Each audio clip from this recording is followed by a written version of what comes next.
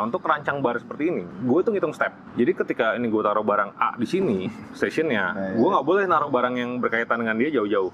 Setupnya. Karena 3 step, 2 step, sama 4 step itu udah beda. Ngaruh banget berapa detik si minuman bisa keluar. Sampai di kasir aja tuh gue hitung customer. Mereka berapa detik order di sini. Jadi harus bisa cepet gitu.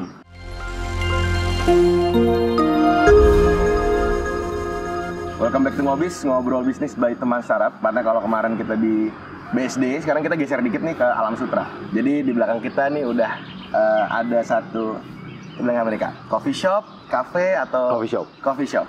Kedai kopi baru di Alam Sutra yang mungkin teman-teman yang udah pernah mungkin di cabang lain karena nggak mungkin udah pernah kesini.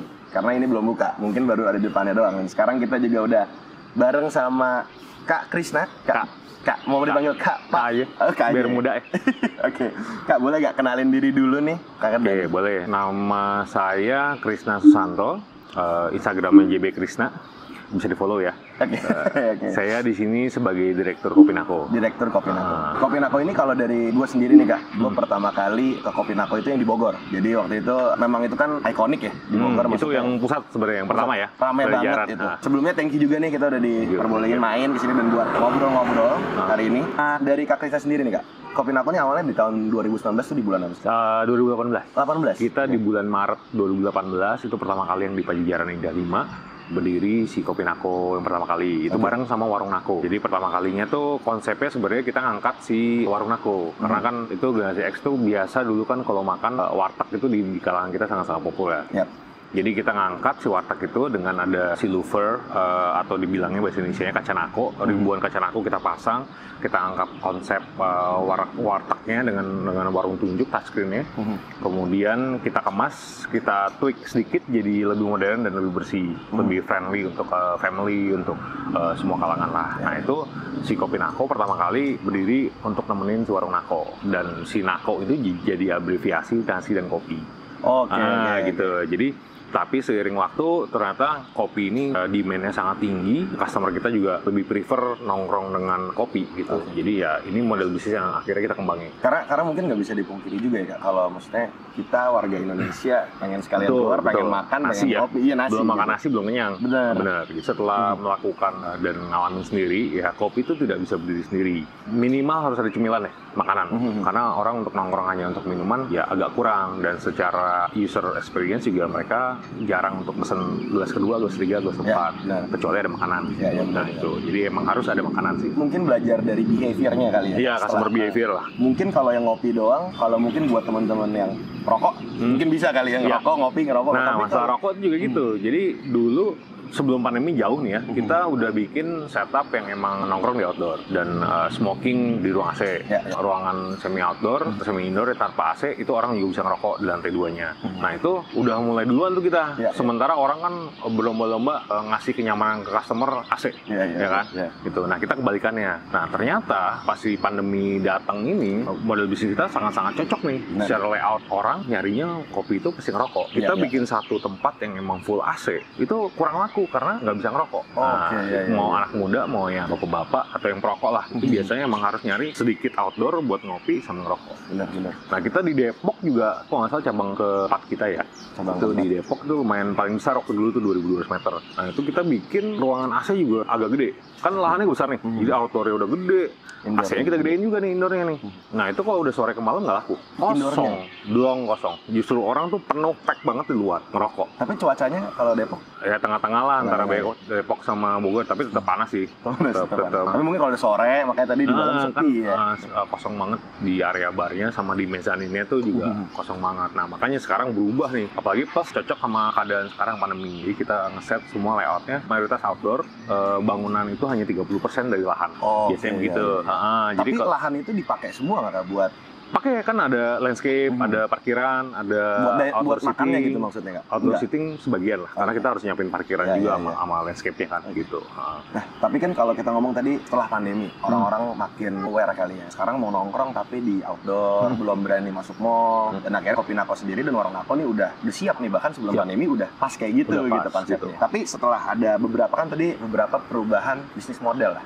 Apa sih yang dipelajarin nggak dari cabang pertama sampai hari ini? Banyak banget, mulai dari segi antrian customer maunya minumnya seperti apa, itu juga menu juga switch mengalami perubahan dari milk base sampai yang buah-buahan sama seri jamu-jamuan yang lebih sehat, kemudian yang non milk base-nya lebih diperbanyakin lah. Terus kopi juga kita rubah dari yang pure espresso base, kita rubah jadi cold brew base sekarang, variasinya banyak. Kemudian mulai dari cara mereka duduk, yang mana yang seperti apa, kemudian datangnya sama siapa aja, yang couple keluarga, itu jam-jamnya udah beda-beda tuh. Dari pagi, siang ke sore, sama sore ke malam tuh udah crowd-nya udah beda. Weekend aja udah berubah gitu. Jadi kita tiap ini menyesuaikan keadaannya bisa untuk semua kalangan dan semua umur lah. Tapi memang beda-beda ya kayak. Maksudnya kan kita di kampus kita belajar lah behavior orang kalau yang datangnya couple tuh gimana, sama keluarga gimana, pesennya apa, itu semua memang bener adanya gitu. Beda banget. Jadi kalau saya sih ngalamin gini, kalau ketika udah kedatangan gamers itu yang pesanan mereka akan mandek. Biasanya cuma pesen 1 atau 2 maksimal, mereka main game. Apalagi kalau udah ramean tuh, udah teriak-teriak, kaki udah diangkat, udah rokok kemana-mana,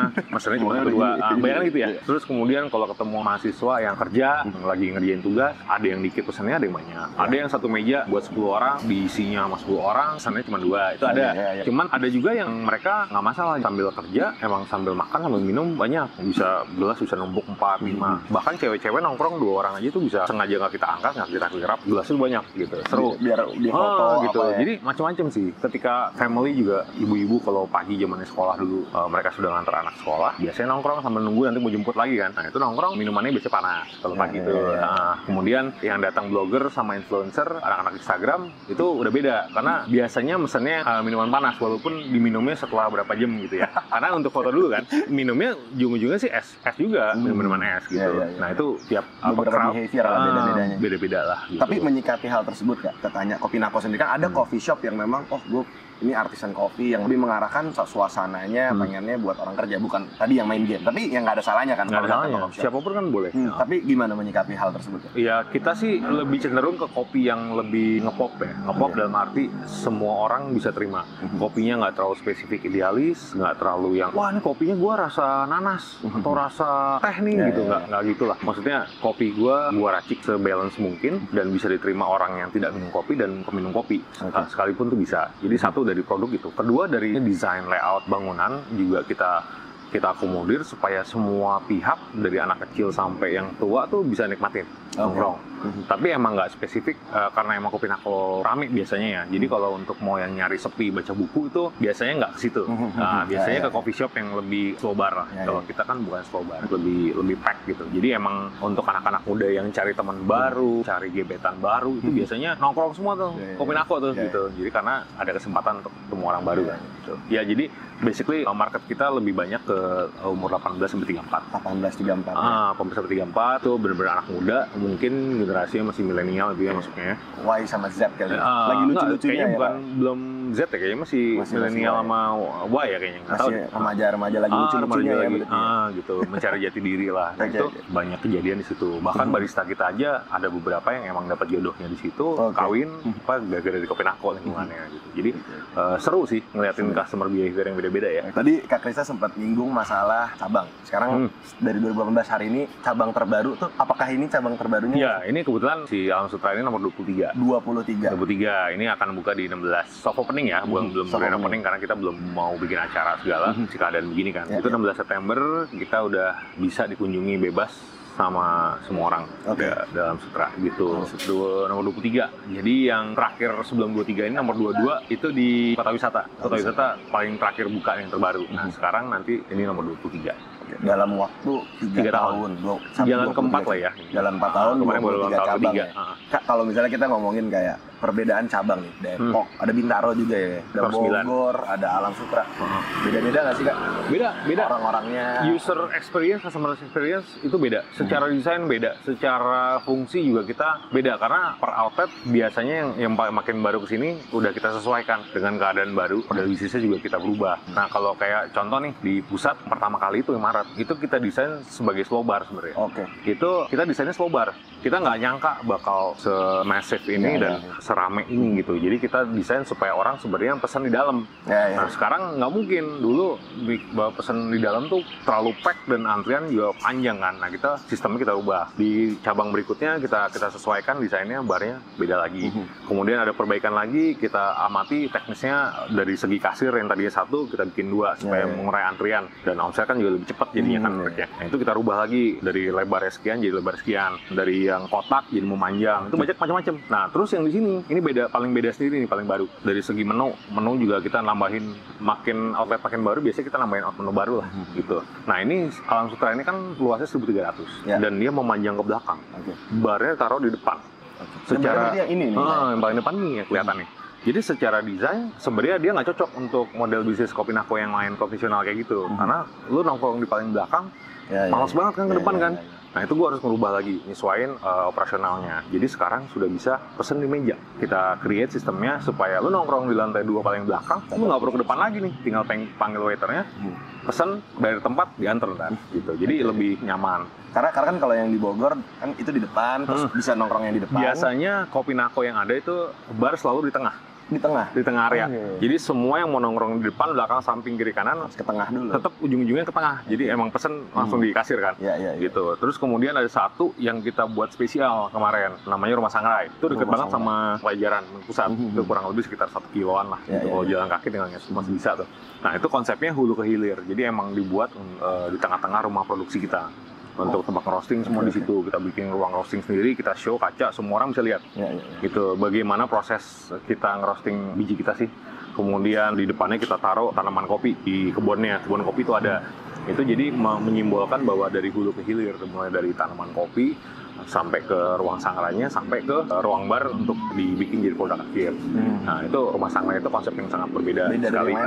Gitu, karena emang kita sesuaikan dengan kebutuhan di situ. Jadi dari tadi Kak Kris banyak ngebahas tentang operationsnya nih, lean operationsnya yang kayak taruh, peletakan, itu semua kan berpengaruh ya Kak sebenarnya. Ngaruh. Layout itu kalau boleh tahu, mungkin teman-teman di sini nggak kepikiran karena mungkin belum pernah jalanin. Tapi selain belajar dari pengalaman, Kakak Kris sendiri apa basicnya tuh memang emang dulu kuliah itu? Enggak sih, jadi emang gue dari dulu zamannya kuliah emang udah sering kerja. Pernah kerja sama orang sekali, sisanya gue udah swasta selalu bikin usaha sendiri, mulai dari digital printing sampai terakhir basic gue emang motret. Jadi gue ngerjain semua dari sales, manager sampai editing, produksi, semua gue ngerjain semua tuh. Nah gue terbiasa kerja dengan sistematis yang emang cukup detail, karena gue orangnya detail ya. Gitu. Nah untuk merancang bar seperti ini, gue tuh ngitung step. Jadi ketika ini gue taruh barang A di sini stationnya, gue nggak boleh naruh barang yang berkaitan dengan dia jauh-jauh setupnya. Karena 3 step, 2 step sama 4 step itu udah beda, ngaruh banget. Berapa detik si minuman bisa keluar. Segitu detailnya gue rancang bar-bar Kopinako emang supaya lebih efisien dan cepat keluarnya. Sampai di kasir aja tuh gue hitung customer mereka berapa detik order di sini, harus bisa cepat gitu. Itu berpengaruh sama cita rasa kopinya nggak sih? Kalau kelamaan segala macam. Atau nah lebih ke arah consumer behavior-nya aja gitu. Experience dia masuk nunggu lama males gitu. Iya betul. Konsepnya kan emang fast food. Jadi emang cepet, orang dari order baru order di kasir, dikasih kembalian, si barista udah denger, pas dia masuk ke dalam udah dikasih. Saking cepetnya segitu cepetnya. Karena gue mewajibkan anak-anak gue udah ada target, 1 menit lo harus keluar sekian produk gitu. Dari segi kualitas juga harus ngaruh, si susunya nggak boleh kelamaan di luar setelah keluar dari chiller gitu. Kalau rotasi beans juga udah naruh di whopper, nggak boleh lebih dari sehari. Harus rotasinya harus cepet gitu. Emang ngaruh ke kualitas sama penyajian freshnya itu lah. Nah dari itu kita udah banyak ngomongin tentang operationnya nih. Salah satunya juga nih kita ngelihat banyak juga kopi-kopi lain lah ya. Industri kopi ini Indonesia kan lagi hype banget nih sekarang. Ada kopi-kopi yang sistemnya isi funding, dia fundraising akhirnya buka banyak. Ada yang memang mau tetap jadi artisan kopi. Kalau Kopinako sendiri tuh apa sih strategi yang dipakai Kak? Jadi kita awalnya emang berjuang sendiri lah. Karena kita emang udah grupnya udah jalan di F&B kan ya. Berjuang sendiri, tapi kita sadar nih Bogor itu cuma sekian kecilnya dari Pulau Jawa. Apalagi kan dibandingin Jakarta seberapa hebat sih kita bisa secepat apa sih? Nah kita butuh bantuan orang lain nih. Jadi awalnya di 2020 2020 tuh kita buka sistem kemitraan. Oke, 2020. Itu juga sambil belajar tuh. Pertama kali kita menciptakan kemitraan jangan sampai merugikan orang, karena kita ngerasain bahwa teman-teman yang buka franchise tuh dari masternya kurang bagus kan juga jadi rugi, kesian kan ya. Jadi kita pikirin sistemnya sampai sekarang tuh, enak banget jadi mitra kita deh. Bahan baku dianterin seminggu sekali. Itu gue gak kena charge tuh. Emang udah service kita. Terus sosmed diurusin, konten dibikinin. Itu salah satu benefit jadi mitra kita. Nah, makin kesini tuh mitra-mitra yang beberapa mitra nggak sesuai ekspektasi kita. Jadi karena kita punya standar desain, bahan baku harus pakai ini, itu per meternya sekian, pagar harus pakai begini. Itu banyak yang bandel. Jadi nggak sesuai desain, nggak maksimal jadinya, dan sales mereka juga nggak kurang dapat karena nggak sesuai konsep kan. Belakangan kesini kita makin strict, karena kemitraan harus pakai begini ABC. Nah, itu makin bagus. Mitra-mitra yang ngikutin nama kita, konsepnya dapat, offset juga bagus gitu. Penjualan juga bagus. Customer bisa nerima, ini nako banget nih gitu. Kalau yang di awal-awal kok kayaknya beda banget gitu kan gitu. Jadi ada keseragaman desain, visual itu juga sangat penting di kita. Nah, kemudian kesini kita mulai membuka untuk joint venture sama pihak-pihak luar yang punya benefit. Ya, misalnya mereka punya lahan bagus nih, oke, kita kerjasama bareng sama mereka gitu. Jadi sekarang di nomor 23 ini kita terus terang lagi ongoing ngerjain 10 project lagi yang lagi bangun. Beberapa akan buka, 4 lagi akan buka di 2021 ini sampai akhir Desember. Sisanya di 2022 akan rame. 10 project ini berarti sama joint venture yang sama ya? Ada beberapa yang joint venture, ada beberapa yang punya kita, ada beberapa yang emang kemitraan. Nanti yang terbesar kita akan bangun di Gunung Gelis. Itu 5.000 meter persegi. 5.000 meter. Seatingnya bisa sampai 1.000. Kemudian di depannya gunung, kirinya gunung, belakangnya gunung, kanannya sawah. Kayak panturnya OVJ tadi Kak, di depan gunung, belakang gunung. Saya tapi benar. Gitu ya? Kita dapat 3 sisi gunung, emang gunung-gunung beda-beda. Gue nggak tahu namanya apa aja.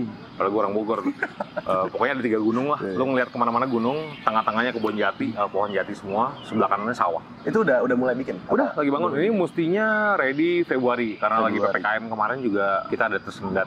Beberapa project kita tersendat, jadi mau nggak mau harus pada mundur semua. Bekasi kita lagi bangun 3. Sumarekonnya lagi ongoing, Sumarekon Bekasi. Itu di CBD-nya yang ada daerah danau tuh. Terus di Kota Bintang lagi progres, Galaxy juga lagi progres. Tapi untuk membuat cabang yang joint venture, ada cabang yang franchise dan sebagainya. Pusing apa sih bikin SOP yang berbeda-beda itu Kak? Apalagi diterapkan ke mereka. Kalau SOP mah enggak, jadi mungkin lebih ke model bisnis ya. Jadi kayak benefitnya mereka apa, kewajiban dan haknya seperti apa, cara mainnya bagaimana, itu kan tiap partner beda-beda gitu. Karena disesuaikan dengan keadaannya. Cuman kalau masalah SOP kayak operator semua dipegang sama grup kita, kan sama grup semua. Jadi itu nggak ada masalah. SOP-nya kita udah ada semua. Dari distribusi bahan semua udah ada sistemnya semua gitu. Terus ke masalah akunting, manajemen, legalnya, sosmed semua udah kita pegang semua. Itu jadi aman gitu. Jadi yang lebih membedakan masalah model bisnisnya aja sih. Wah, nih ya kita ngopi dulu. Thank you Mas Ervin. Makasih ya Mas ya. Nih jangan lupa nih, setiap beli kopi Nako harus di-shake dulu dan dibalik. Bukan begini. Gini. Gitu. Jadi gula arennya biar bisa nyatu sama flavor kopinya dalam. Tapi emang gue jadi kayak peres nih. Cuman emang kopi Nako menurut gue lebih emang enak, beda gitu menurut gue. Nah itu emang gue sangat-sangat concern dengan taste. Iya. Karena gue develop juga sendiri sama tim gue. Gue nggak mau ala kadarnya. Yang penting gue bisa jualan ada menu lah gitu, manis doang gitu nggak. Gue pengennya semua balance. Dulu gue bikin kopi Nako ini ngeracik beansnya sama arennya. Semua gula aren tuh gua tes di Bogor, dari pasar sampai swalayan tuh udah kita cobain semua. Ada yang cocok tapi nggak bisa supply panjang. Akhirnya kita nemu di tempat lain. Untuk kopi juga kita developnya dulu karena teman-teman gua kan agak-agak kolot, tua-tua semua ya. Jadi mereka ada yang nggak bisa minum kopi, asam lambung lah. Jadi itu gue ngeracik supaya gimana nih caranya padanin Arabica dan Robusta house blend kita, tapi bisa balance supaya orang yang punya kendala bisa minum, nggak ada kendala di mah atau di asam lambung. Nah itu gue develop. Jadi beberapa kan gue udah nyobain nih coffee shop yang kopi susu lah lagi ngetren tahun itu kan. Gue cobain semua. Wah nih espressonya begini. Gue survei ya akhirnya gue racik si kopi Nako ini. Karena kan sekarang banyak ya kopi. Banyak banget. Gampang, bukan gampang lah ya. Maksudnya kita ngomong gue bikin coffee shop, jebret buka besok jadi bisa juga. Gitu. Dan gue paling kesel kalau udah minum terus kayak aduh cemplang nih, itu kan gue paling kesel gitu. Ya beberapa coffee shop tuh kayak, aduh ini mestinya diginiin dikit tuh bisa nih, lebih enak nih, tapi kok rasanya begini ganteng nih. Jadi gue pengen bikin menu tuh juga yang nggak biasa, dan nggak bisa semua orang bikin. Kayak misalnya sekarang lagi rame orang bikin banana gitu, cuma nambahin sirup doang. Tapi gue nggak pengen begitu doang, gue twist lagi begitu. Makanya gue sekarang mainnya ke jamu-jamuan, ke buah-buahan, main cold brew, itu lebih enak, variasinya, pengembangannya banyak banget. mungkin kalau dari gue melihatnya kayak ada passionate yang ditaruh gitu. Selain kayak bikin bisnis, bikin kopi, ya udah bikin aja gitu. Kayak tadi banana lagi zaman, ya udah bikin aja banana. Dapat omset ya udah. Tapi gue ngeliatnya Kak Krisna dan tim ya memang ketika mendevelop suatu produk ya nggak mau ngasal gitu. Betul. Put passion, put semuanya quality gitu. Dan hands on langsung sih gitu. Iya, Karena iya. gue nggak bisa 100% nyerahin ke anak gue semua karena kadang juga nggak sesuai sama yang gue mau. Ya.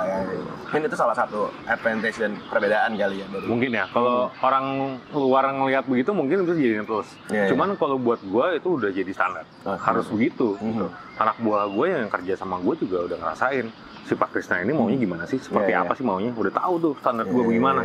Nggak bisa tuh yang rasa salah aja kalibrasi udah pasti. Gue masih sering kalibrasi untuk outlet baru. Kalau emang gue lagi muter juga gue masih kalibrasi sendiri espresso. Ini salah nih, nggak bisa kalibrasi dulu gini. Nah terus soal persaingan tuh kan coffee shop banyak banget. Gue ngeliat nih, ini yang sering gue obrolin di webinar yang sering gue jadi pembicara nih. Persaingan tuh memang bagus banget. Tapi tahun pandemi ini adalah tahun kolaborasi. Kalau dulu ya, gue coffee shop buka depan gue lihat nih, prices tuh berapa harganya coffee shop tuh? Pegawainya siapa aja, berapa orang, dari mana tuh head barnya tuh? Kalau bisa kita tahu semua ya. Betul. Jadi kalau sekarang tuh lebih, halo apa kabar nih, gue dari kopi sebelah nih, gitu.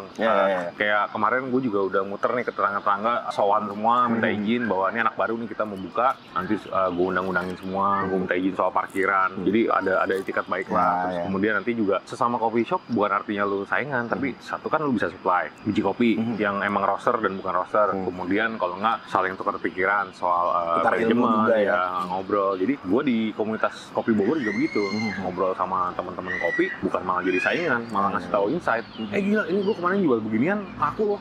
Nah dia adain ternyata gitu. Salah gitu, dia cari resep sendiri kan. Marketnya gede kok ya Kak, yang ngomongin Indonesia. Maksudnya nggak perlu takut dengan kompetisi. Nggak perlu takut. Gede kok marketnya. Betul. Sama kayak gini deh, di daerah Senayan kan percetakan semua. Lalu jalan. Kan mereka nggak ada yang takut, ya kan? Karena banyak. Padahal sama-sama cetak semua kan. Nilai plusnya mungkin ada 1-2 yang emang beda lah. Tapi basically semua percetakan. Lu orang baru datang situ lu bingung mau kemana. Gitu. Jadi sebenarnya nggak usah takut lah. Maksudnya kalau emang orang udah rezeki lu udah diatur, kalau emang customer suka sama tempat lu, dia akan datang balik kok. Kecuali emang tempat lu nggak sesuai sama mereka akan cari tempat baru. Gitu kan. Karena ya di era sekarang kalau misalnya kayak Kak Kris tadi bilang, datang nih baru kopi nako terus karena masalah kecil-kecil ya, masalah parkir diributin. Ya itu teknis kok lah. sombong amat nih orang datang-datang. Sekarang kan di depan nih ada homebrew, coffee shop juga. Ini kita baru ada 2. Di situ baru ada coffee shop kecil tuh, si Tomo Kopi. Gua nanti di sebelah gua tiba-tiba ada coffee shop, gak apa-apa, gua seneng. Jadi sekarang jadi kawasan, orang nyari kopi akan kesini gitu. Dan ini rindang, banyak pohon, enak. Nah, itu gua malah suka.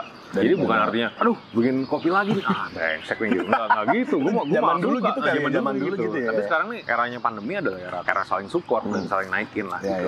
Itu yang gua pantau dari teman-teman yang bisa berbisnis secara positif kayak gitu. Dan bertahan di era kayak gini. Selama positif ya? Harus kayak gitu ya.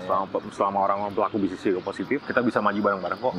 Kak, kita udah ngomongin operational tadi semua. Kita ngomongin let's say marketing di era digital yang lagi ya semua orang jualan kopi, semua orang menggunakan Instagram, semua orang kayak ya mau didengar lah apa sih strategi yang dilakukan Kopi Nako nih buat bisa relate lah sama target marketnya. Satu ya konsisten lah. Kita udah punya konsep, kita jalanin jangan keluar dari jalur itu.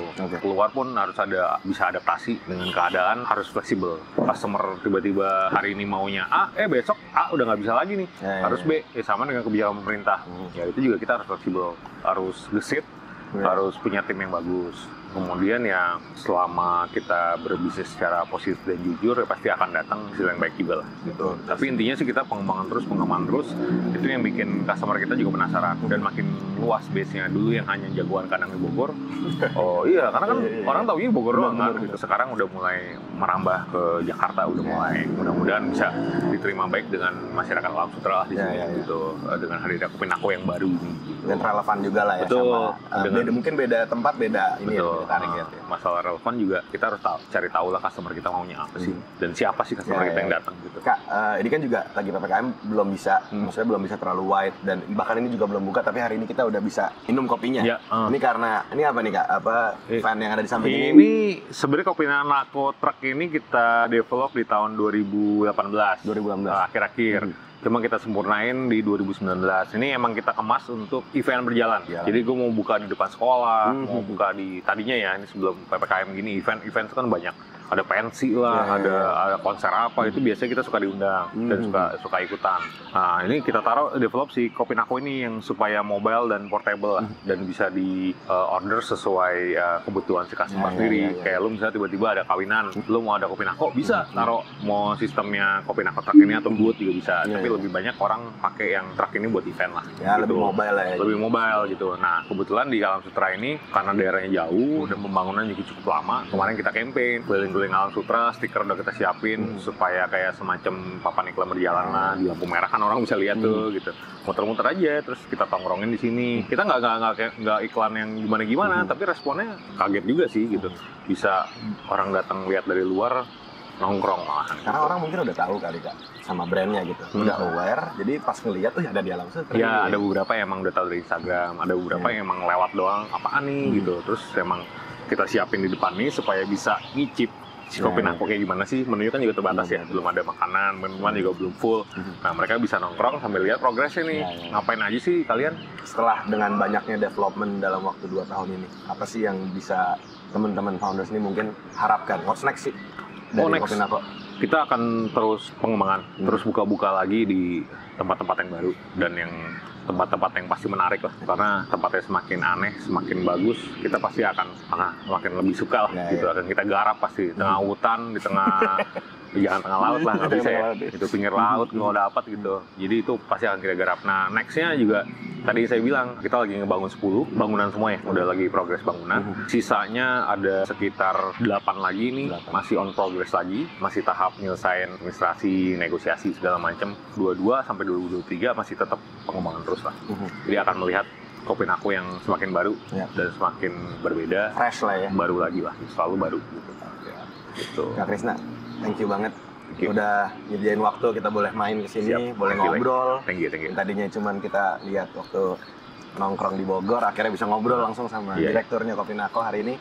Semoga teman-teman yang dengerin juga bisa belajar lah dari cerita ini, mungkin ngambil insight. Dan mungkin kalau teman-teman masih ada yang mau punya pertanyaan nih ke Kak Krisna, boleh di mana sih? Boleh lewat IG, boleh yang JB Krisna tadi ya. JB Krisna, JBKHRISNA. Kemudian kalau ketemu gua di sini ngobrol, pas lagi gua senggang juga ajak ngobrol, tegur juga nggak apa-apa. Nah, jangan tegur dong, sapa. Nah, tegur ntar gua, Mas parkirannya yang ngalangin jalan gitu kan. Sapa berarti sapa ya. Sapa juga boleh gitu. Ya di mana aja lah. Dan semua updatean terbaru tentang Kopinako nih ada di Instagram ya? Instagram @kopi.nako. Itu pusatnya. Itu pusatnya. Gitu. Oke Kak Krisna, thank you banget. Sukses terus buat Kopinako.